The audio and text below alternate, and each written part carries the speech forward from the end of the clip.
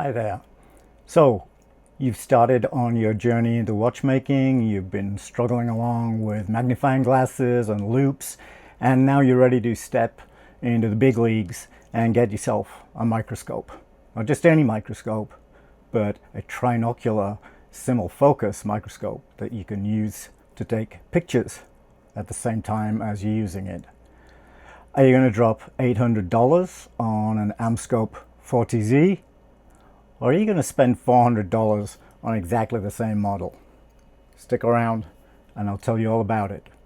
My name is Bob Walder and this is Fascinating Time Machines. I was looking for a while for my microscope and I was all set on the AmScope 4TZ-144A. It had everything I wanted. It had the double arm boom stand. It had simulfocus so that you can lock the focus between the eyepieces and the third port, the camera port. And it's a trinocular, which means it has a double eyepiece for you and a single port for a camera, and all can be used at the same time. So I settled on the AmScope and I went onto Amazon to buy it, did a search, and right below it was what looked like the identical model. Only instead of $812, this one was $408. I did some research on it and this is the model I ended up buying. It's not branded. So can't tell you the name of it, but I will leave a link to this in the description. I will point out at this stage, I paid for this with my own money. I love it, and I'm not sponsored in any way by the manufacturer. I don't even know who the manufacturer is.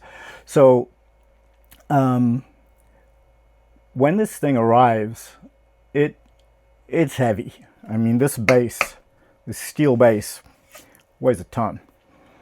And the box is huge. And when you try and get into the box, typically, of course, you open the box, you'll pull out the top half of the polystyrene mold where everything's held securely. And you'll start taking things out. And I figured I've got to take this up 3 flights of stairs to my office, and I would take it up bit by bit. It's not that easy. They taped the two halves of the polystyrene together, so you actually got to take the whole thing out of the box to cut around the polystyrene and take the top half off before you can start to move it. So I'm not going to go through all of the unboxing and the assembly in detail. I will show you a speeded up version of what I had to do, and right after that we'll be back.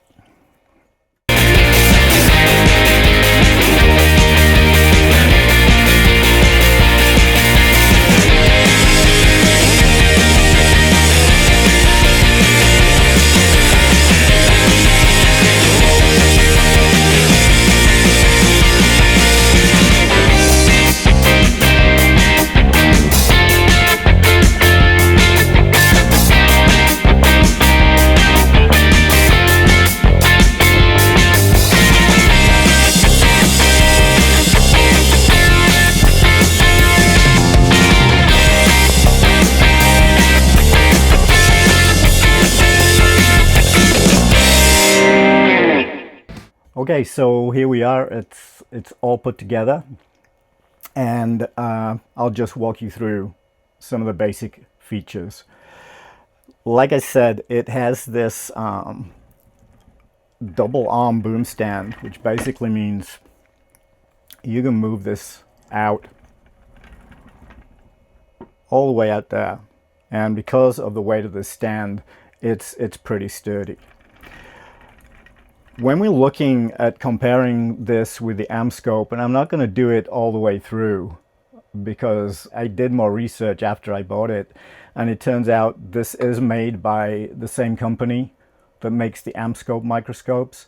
But AmScope, because of who they are and their size, they get the opportunity to enforce slightly higher fit and finish specifications than the generic units that come out of that same factory.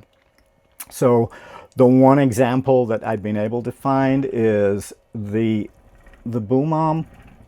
Don't know if you can hear that. It's just not silky smooth. It works just fine. It moves in and out. It's fine.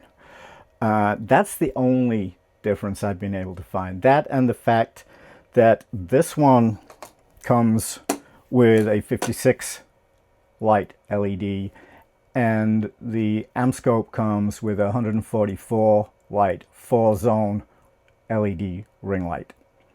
So that's the only difference I could find between the two. This is a simulfocus microscope. So it has the binocular vision, the eyepieces for you to look through, and it has a third port, which is right here, which is for a camera.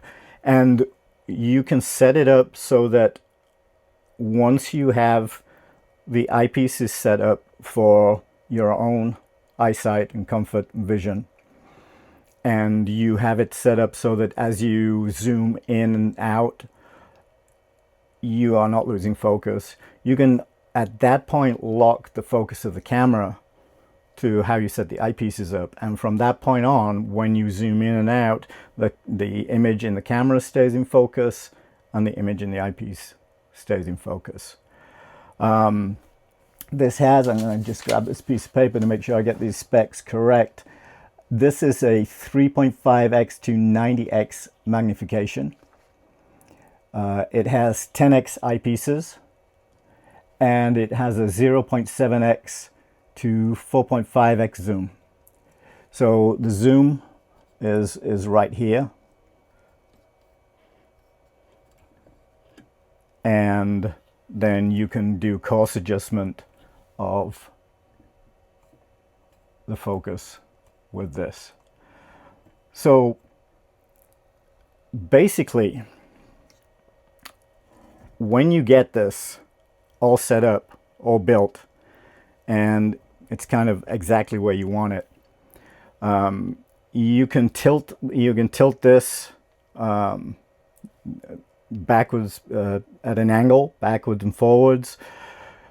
You can raise and lower the whole boom arm, and you can move this back and forth, and you can turn the head side to side. Basically, once you have everything where you want it, you want to lock this sucker down, and from that point on, all you have to do if you're not using it is either swing it out of the way or push it out of the way, or both, and it's not gonna be in your way. And then as soon as you pull it back out, it's going to come back out to exactly the same position every time. So what I've seen, a lot of questions online have been based around the fact that people have a really hard time setting these things up, and I've seen people almost ready to give up with these. They've been using a loop. They've been using magnifying headsets like these. I love these. And they move to the microscope and just think it's going to be a breeze. And it's not. They're actually pretty difficult to get used to with the binocular vision.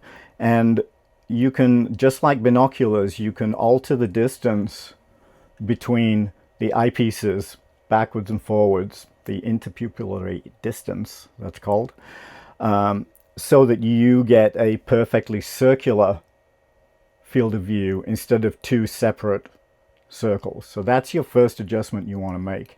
You want to make you want to get in the position that you want to be on this, and you want to adjust the width so you can see just one circular image. At that point, the eyepieces, they actually have, not sure if you can actually see that, but there's actually a little silver ring here. And you want to start off with the eyepieces set both at the same position, round about that silver ring. That's about kind of halfway. What you get in the box with this, as well as all of this, is this contraption, which is in theory supposed to be a camera port attachment. In another video, in a following video, I'm going to show you how to fit a 4K camera to this and get it set up properly. And I can tell you right now, you can throw this in the trash. It's useless. I've seen people use it. I've seen people kind of MacGyver it and gaffer tape the camera to the connector, but it's not a good solution, and there are better ways to do it. So I'll show you how to do that in my next video. You also get with this, in here is just a kind of basic 1x zoom lens. So that has a fixed focus, and you get a 2x Barlow lens, two times zoom, which gives you very close focus and basically allows you to zoom all the way in and get very small and very fine detail. This, for watch repair, is kind of superfluous, honestly. We won't be using that. The other thing that comes with it is the 0.5x Barlow lens, which allows you to get more height to the focusing head, and therefore more working distance between you and the object that you're working on. So this is what we're gonna use eventually. But we're gonna start off with how it comes out, which is with the 1x. And we're gonna put the light on. Plug that in. There's a little ridge around the bottom of the lens mount here, and this just basically kind of screws in. You turn it on, and then it's adjustable with a little wheel on the back, and that's the brightest. So I'm going to attempt to show you what it looks like at each stage of setting this thing up, because a lot of people will get this out of the box and get to this stage and just wonder where the heck they're going to go next. So the thing with this is, with the basic 1x lens, you actually need to get this pretty close. So when you first get this out of the box and you're looking through here, people will be kind of moving the focus up and down, and it basically stays out of focus, and there's no way to get it into focus, and they're wondering what the heck, right? So basically you need to raise it up to that kind of level, get it that close to the lens, and then at that point you can get that into focus. Okay, I'm going to show you quickly what the effect of the 2x is, and we need to take that off for a second. Put this 2x Barlow lens on there. And don't forget, as I said, this comes with it. This is all part of the package.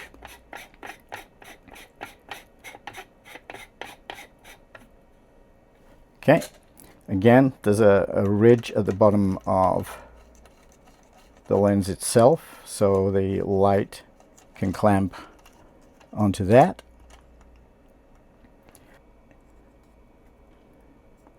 And that's zoomed all the way out, so let me show you what that jewel looks like up close and personal. Actually, the screw is actually a more interesting subject at this magnification.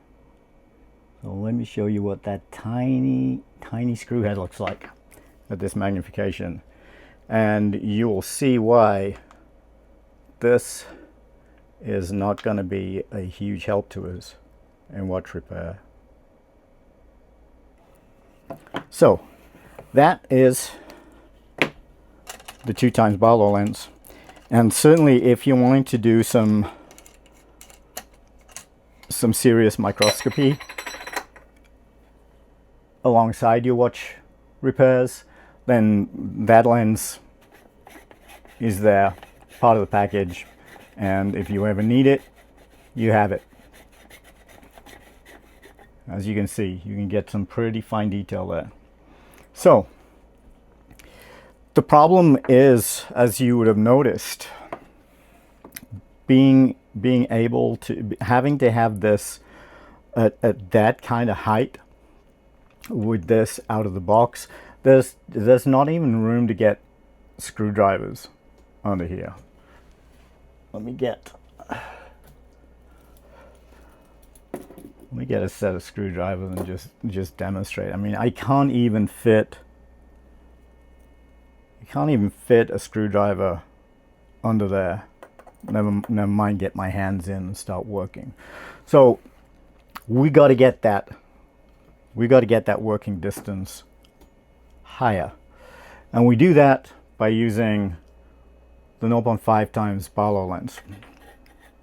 Again, we just screw that in. And here's our first little issue, because for some reason the 0.5x does not have a ring for the light. So the light would have to go all the way up there instead of down there where it should be. But fear not, you also get one of these. Nope, not one of those.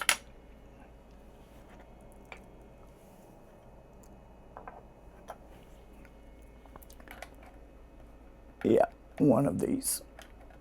This is just a plastic ring. Screws into the bottom of your lens. It's just an empty plastic ring. There's no optics in that at all. And all that does is give you the mounting point for your ring light. So we get that stuck in that, and hey presto. So now we can get this all the way out, get that in focus, and two effects. One is I can now actually get in and work on this with ease. And the other thing is we can now see the entire watch face.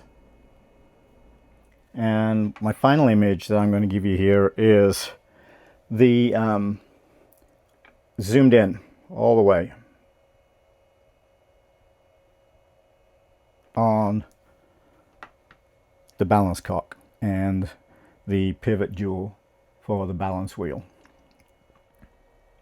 Oh, and by the way, just to make a point, maybe it goes without saying, but maybe not. Maybe some of you are confused or thinking more an idiot, because I'm talking about actually raising and lowering the item that we're working on. Whereas what I actually mean is, in real world scenarios, we're gonna raise and lower this boom arm to bring the lens into the appropriate focal plane. I am just using this little box as a demonstration to allow me to get this into focus so I can show you these pictures. It saves me having to wrestle with this head and get it into exactly the right position each time.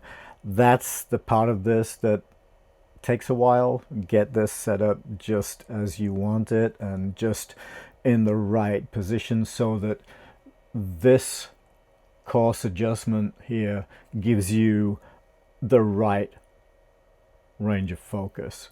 You want, as you get this into focus, you want this this coarse adjustment section here to be roughly halfway, so it gives you the maximum up and down as you get items that change in height.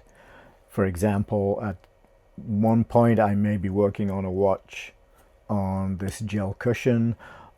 Another time I may be working on a watch on a movement holder, and it will be different heights each time. Therefore, I'm going to have to adjust the focus for each height that I present this. So just thought I will make that point before moving on. So just to wrap this up, having gone through all of the assembly and setup of this and giving you some practical demonstrations of how this thing works and how to get it just set up just right for you, what do I actually think about it? Does it compare to the AmScope model? Well, in my opinion, it does. As I say, I did some research. They do come out of the same factory.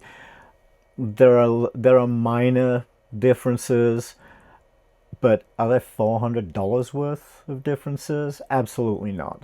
This thing will do everything you need it to do. It is it's a solid piece of kit. The optics are superb. You have to actually see the view through the eyepieces to truly appreciate just how good this is. Everything about it, the focus, the zoom, it's all super smooth, super precise. There's no slop. But the only thing is, just because of the weight of this, it looks like I probably need to go back and tighten this up a little bit. Now it's been used for a while, but that's going to be identical with the AmScope model anyway. So for $408 from Amazon, and I'll put the link down in the description so you can go and check it out, you cannot go wrong for that price. It is by far and away the best value microscope I've seen with this specification. If you know of one with the same specification that's cheaper, do let me know. I dare say maybe if you go to Temu or AliExpress, you may find something, but I was not. That's where I did draw the line. I will buy small items from AliExpress, Temu, but something this important and this much money and this a precision instrument like this, I would, and it does weigh a lot, and it would cost a fortune to have to ship this back to China if you were unhappy with it. I just was not willing to take that chance. So for me, Amazon was the right way to go, and I can wholeheartedly recommend this microscope to anybody who's wanting to do watch repair or any other kind of fine detail precision work that requires optics such as this. In the next video, I will move on to installing the camera and getting that set up, and I will finally be able to show you some good images through these optics. It's you have to see that to believe it. So hopefully you'll join me for that video, and until then, goodbye.